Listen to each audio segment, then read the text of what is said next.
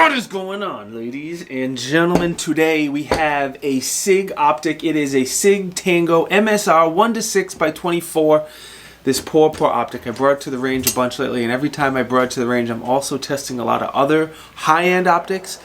So at the same time, I'm testing like Night Force low power variable optics and Collis, and this poor little budget-friendly optic being reviewed at the same time. But we'll be fair.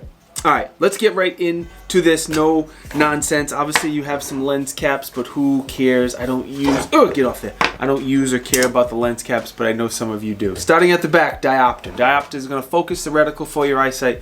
No issues, no problems. Get a good amount of range. I don't see a diopter being an issue for anyone. What I do want to talk a little bit about is the eye relief, eye box, and glass clarity. Those are three of the more important things on a low power variable optic. The eye relief is rated at 3.9 inches, and that's pretty good for a 1-6 optic. And I would say that rating is pretty accurate for me testing it. Eye box is decent. We got to keep in mind that this is a $369 optic, and that price includes the mount. A lot of value. So for a budget-friendly optic, good eye box, good eye relief, and the glass clarity is decent. Again, don't compare it to those $2,000 or $3,000 optics that I mentioned in the beginning of the video. For the money, it is good. Magnification adjustment. So I have a weird thing about this, about magnification adjustments. I hate it when they're stiff. So this is pretty smooth, but it is very, very stiff. And I don't know how many other people will care, but for me, it's just a little bit too stiff. When it's on 1x magnification, you are just about at 90 degrees on the left side of the optic. When you crank it over to 6x, you're just about 90 degrees on the other side. So keep that in mind if you rock a 45-degree offset. The things I like about the magnification knob, the knurling on here is fantastic. It comes with a nice speed lever that screws in, which also has fantastic knurling. And then on the lever itself, it has a little, I'm going to call it a tritium vial. I believe that's what it is. Fiber optic, whatever. More fiber optic than tritium. And low light, it helps you see where that dial is, and that's pretty unique, kind of cool. Wanted to point it out. Before we get into the reticle, I do want to talk about second focal plane. This optic is a second focal plane. That means a couple things. As you go through the magnification range, the reticle does not change size like a first focal plane. It's always the same size. That means the holdovers that we're about to talk about are only going to work on max magnification. So you can use them as a guideline when you're not at max magnification, but they only work on max magnification. Second focal plane is typically less expensive than first. Not typically, it is less expensive than first. There's an advantage there, but I just wanted to make sure, again, you knew. The reticle's pretty good, pretty cool, pretty useful for a budget-friendly optic. The thing I like the most, it has a 1 MOA center dot and a half kind of donut of death around it. And when you turn on the illumination, those are the only two things that illuminate. I personally do not like it when an entire reticle illuminates. I want just the dot, or maybe a dot with the donut around it. That's it. It does it. I like it.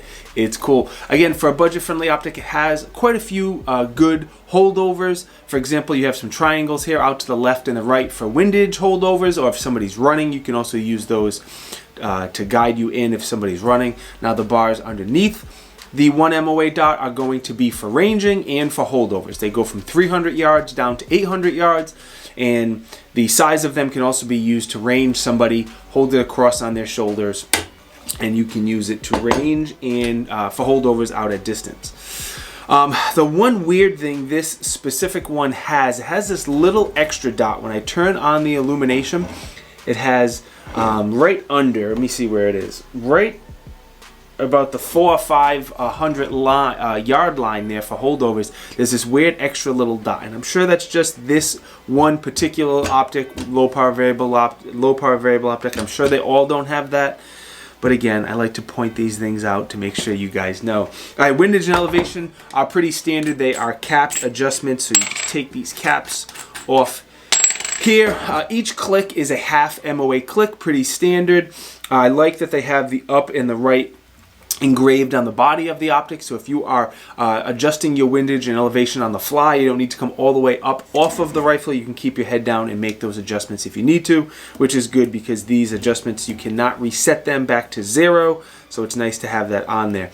I'm going to say they are a little stiff, which is not a bad thing, and they are very tight. There's not really any wiggle in them. They are slightly tactile and slightly audible. So that would be my opinion on the windage and elevation. Now your other side, like all optics, is going to be your battery compartment and your illumination dial. Takes a standard CR 2032, which is good. As far as your brightness adjustments, you have 11 brightness adjustments. There is not an off position in between, and it's almost daylight bright.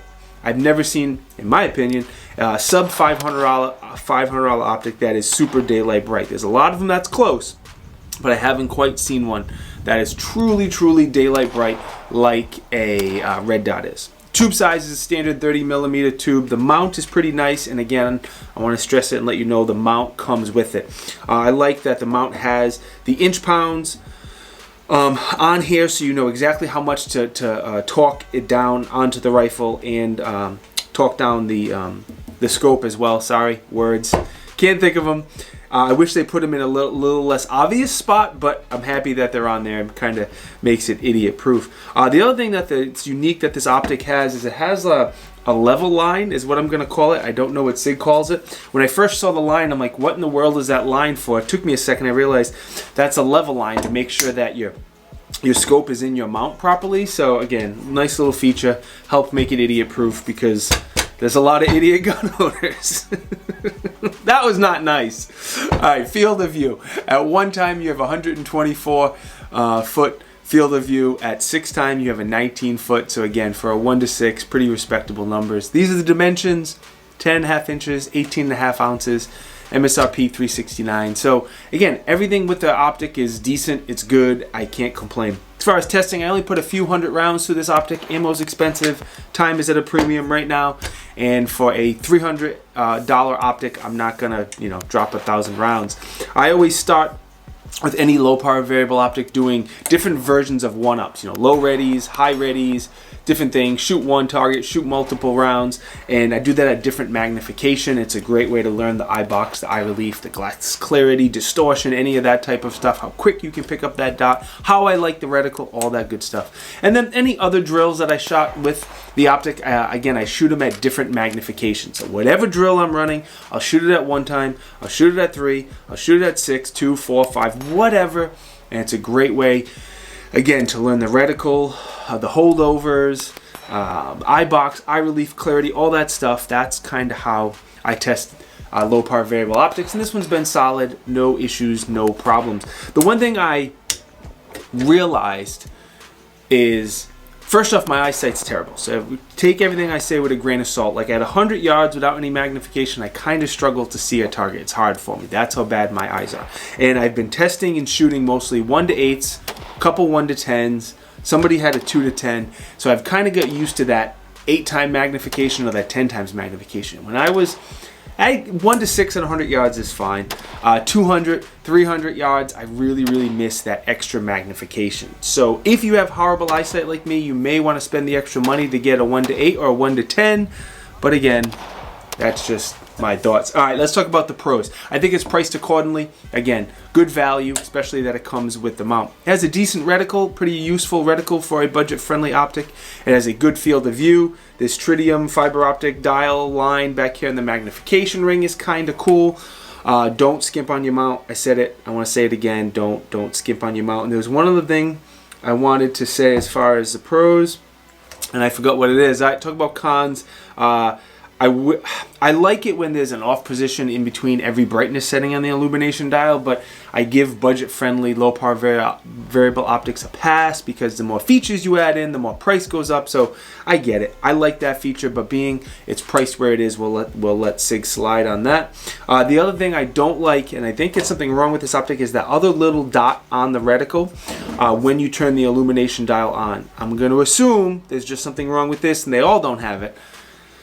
But that's not cool, and I wanted to point it out. Overall, it is a very good option if you're looking for a budget-friendly optic, especially, again, that it comes with the mount for $369. It's tough to beat that value.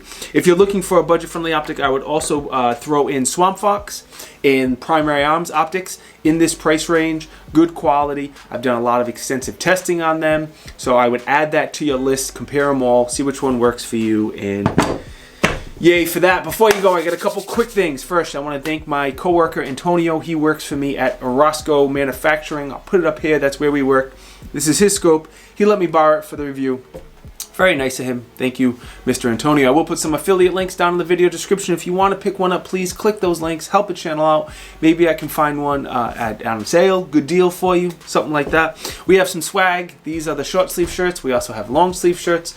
We have patches. If you want to support the channel, that is by far the best way to support the channel. If you don't know, I have a second YouTube channel. They're quick 15 to 60 second videos. It's a channel dedicated to YouTube Shorts. The link is down in the video description if you want to give me a follow. Very different type of videos than these, but somewhat entertaining. Most important, thank you guys and girls for watching. It is greatly appreciated. If you think I deserve it, like, comment, subscribe, enable the bell notification. Those things are free. They're easy. They really help me out. I definitely appreciate them. And I'll see you guys in the next video. Peace!